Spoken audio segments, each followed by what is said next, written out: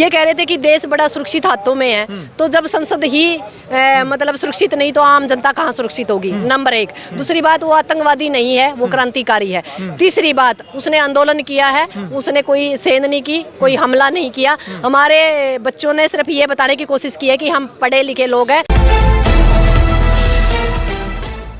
नमस्कार, मैं हूं अजय भारद्वाज और आप इसमें ग्राउंड मीडिया देख रहे हैं। साथ ही इस वक्त नीलम आज़ाद की दोस्त हमारे साथ मौजूद है, जो कल से ही सुर्खियां लगातार मीडिया सोशल मीडिया पर खबरें चल रही है कि संसद के ऊपर आतंकवादी हमला हुआ। इस प्रकार से जो बड़ी मीडिया है वो लगातार खबरें दिखाने लग रही है। उसी को लेकर के वो एक नारे हैं जो संसद के बाहर नीलम आज़ाद भारत माता की जय के नारे लगाते हुए जाने लग रही है। पुलिस ने उसको गिरफ्तार कर रखा है। उसी को लेकर के जो उसकी दोस्त है डॉक्टर सीकम, हमारी टीम उचाना पहुंची है। पूछेंगे क्या कुछ वो पूरा मामला था, क्या उस मामले को लेकर से पहले ही परिचित थी या नहीं थी। सबसे पहले तो डॉक्टर सीकम, आपको राम राम। राम राम जी। क्या कहना चाहेंगे कल किस मामले को लेकर के जो मीडिया में दिखाया जा रहा है कि संसद के ऊपर आतंकवादी हमला हुआ है, सुरक्षा में सेंध लगी है, सुरक्षा में अचूक हुई है? नहीं, सुरक्षा के अंदर यदि अचूक हुई है वो तो काम है पुलिस का या जो वहाँ की एजेंसियां, सुरक्षा एजेंसी। ये कह रहे थे कि देश बड़ा सुरक्षित हाथों में है, तो जब संसद ही मतलब सुरक्षित नहीं तो आम जनता कहाँ सुरक्षित होगी, नंबर एक। दूसरी बात, वो आतंकवादी नहीं है, वो क्रांतिकारी है। तीसरी बात, उसने आंदोलन किया है, उसने कोई सेंध नहीं की, कोई हमला नहीं किया। हमारे बच्चों ने सिर्फ ये बताने की कोशिश की है कि हम पढ़े लिखे लोग हैं और हमें रोजगार की जरूरत है। जो राजनेता बैठे हैं उनकी वजह से ऐसे हालात पैदा हो गए कि लगातार 4 साल से सड़कों पे लड़ रहे थे। जब उसका कोई समाधान नहीं निकला तो लास्ट में उन्होंने कहीं ना कहीं व्यवस्था को हिलाने के लिए वहां पहुंचकर उस व्यवस्था के ऊपर वार किया। कब से आप जानते हैं नीलम आज़ाद को? सुनने में आया है, मीडिया पर खबर वायरल होने लग रही है कि डॉक्टर सीकम नीलम आज़ाद की दोस्त है। बिल्कुल है, इसमें कोई शक थोड़ी है, क्योंकि यदि मैं मना भी करूंगी तो मेरे उसके साथ पोस्टें हैं, मेरी उसके साथ वीडियो है, तो इस चीज़ से हम मना नहीं कर सकते। हम लगातार दोस्त भी थे और लगातार हम व्यवस्था पे बात भी करते थे, क्योंकि वो भी भगत सिंह अम्बेडकरवादी और छोटू राम से प्रभावित है, हम भी, क्योंकि हमारे विचार मैच करते थे।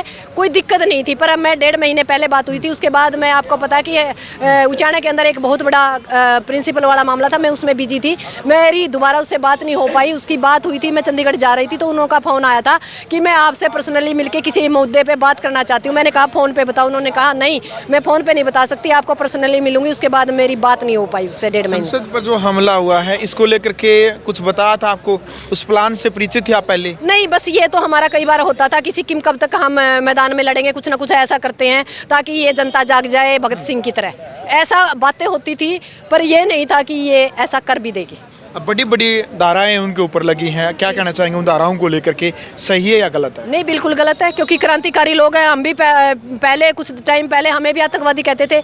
क्रांतिकारियों को तो आतंकवादी का तमगा मिलता है, भगत सिंह को आज तक आतंकवादी ही माना जा रहा है, जबकि उसकी वजह से ये देश आज़ाद हुआ है। और दूसरी बात, जो बड़ी बड़ी धाराएं लगाई है उन धाराओं को सरकार हटाने का काम करे। यदि सरकार हटाने का काम नहीं करेगी तो हम दोबारा से आंदोलन को तेज करने का काम करेंगे, पर हम अपने जो बच्चे हैं उनको बचाने का काम करेंगे। अंदर जाकर के इस प्रकार से समूह का हमला, कई सांसदों का कहना है कि ये जहरीली गैस भी छोड़ सकते थे, हम मर सकते थे। उन सांसदों का शायद आपने बयान भी मीडिया के माध्यम से देखा होगा, उनको लेकर के आप? नहीं, सांसद भी तो इंसान ही है। जब हमारे 750 किसान शहीद हो गए सड़कों पे, तब उनको दर्द नहीं हुआ? तो यदि सांसद मर जाता है तो क्या समस्या है? यदि हमने किसी के ऊपर हमला नहीं करना था, हमें तो सिर्फ व्यवस्था को हिलाना था। यदि मारने वाले होते तो और बहुत है मारने वाले। क्या साबित करना चाहते थे उस सिस्टम को हिलाकर? नहीं, उस सिस्टम को हिला के हम ये साबित करना चाहते थे कि ये देश सुरक्षित हाथों में नहीं है। नंबर 1, सीट खाली करो। नंबर 2, व्यवस्था के ऊपर काम करो, और जो आपने वादे करके संसद के अंदर आप पहुंचे उन पे काम करो। यदि काम नहीं करोगे तो आने वाले टाइम में ये 6 बच्चे नहीं,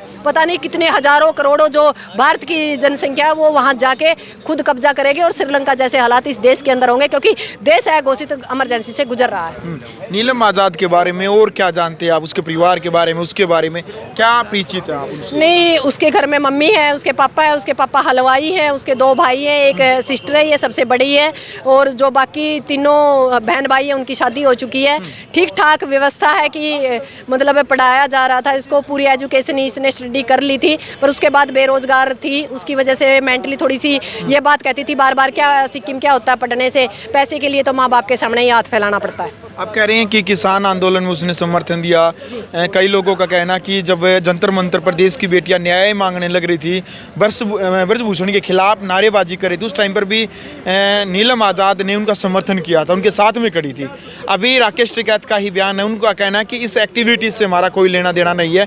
राकेश टिकैत का खुद का ही बयान। नहीं, राकेश टिकैत को शायद पता नहीं होगा ना, क्योंकि जो किसान संगठन का पदाधिकारी होता है उसी के बारे में उन्होंने बयान दिया है। ये पदाधिकारी नहीं थी, पर हमारा लगातार वो साथ देती थी। और जो आप पहलवान आंदोलन का जंतर मंतर का बात कर रहे हो, लगातार 3 दिन वो मेरे साथ थी, मैं उसके साथ थी, हम गए साथ थे, आए साथ था, तो कोई दिक्कत नहीं है। वहाँ की जो वीडियो देखोगे आप देखोगे मेरे साथ ही थी नीलम आज़ाद। नीलम आज़ाद क्या बनना चाहती है? नीलम आज़ाद इस देश को जो भगत सिंह ने सपना देखा था ना, उसका मकसद एक ही है कि जो भगत सिंह ने सपना देखा था गैर बराबरी का, भाई पैसे में भी गैर बराबरी ना हो, महिला पुरुष में भी गैर बराबरी ना हो, कहीं भी कोई भी मामला है गैर बराबरी का ना हो, सब कुछ बराबरी का मामला हो। बस वही जो भगत सिंह के सपनों का जो भारत था, वो सपना नीलम का ही नहीं मेरा भी है।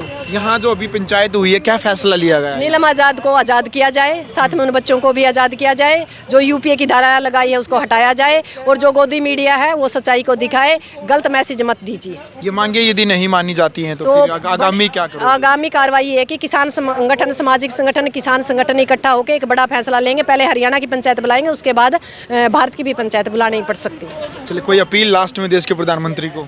लास्ट में अपील ये है कि हमारे बच्चों को जल्द से जल्द रिहा किया जाए, और ये देश सुरक्षित हाथों में नहीं है। इस देश की जो कुर्सी है उसको खाली किया जाए, और योग्य जो हमारा शासक है उसको बिठाया जाए, और इस देश की व्यवस्था पर काम किया जाए, रोजगार दिया जाए, सुरक्षा दी जाए, स्वास्थ्य पे काम किया जाए, और जो हमारे बच्चे तिल तिल मर रहे हैं, जो व्यवस्था को हिलाने के लिए मजबूर है, उनको ऐसा ना करना पड़े, ऐसी व्यवस्था सरकार करे। चलिए, बहुत बहुत धन्यवाद भैया। हमारे साथ हैं डॉक्टर सीकम, इस वक्त हमारे साथ मौजूद थी।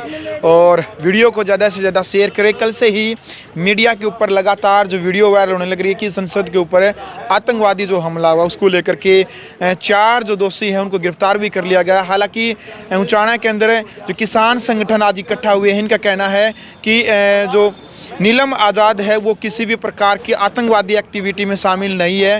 वो भगत सिंह की विचारधारा से जुड़ी हुई है, केवल प्रोटेस्ट करना उसका उद्देश्य था। साथियों, अभी जो उनके समर्थन में खाप पंचायतें उतरी हैं, किसान नेत्रियाँ, किसान नेता जो उतरे हैं, उसको लेकर के आप अपनी राय रखिएगा। वीडियो को ज़्यादा से ज़्यादा शेयर कीजिएगा। ग्राउंड मीडिया के लिए अपने कैमरा में गिंजार के साथ मैं जब भारद्वाज। राष्ट्र निर्माण की जानकारी के लिए ग्राउंड मीडिया चैनल को सब्सक्राइब करें और शेयर करें।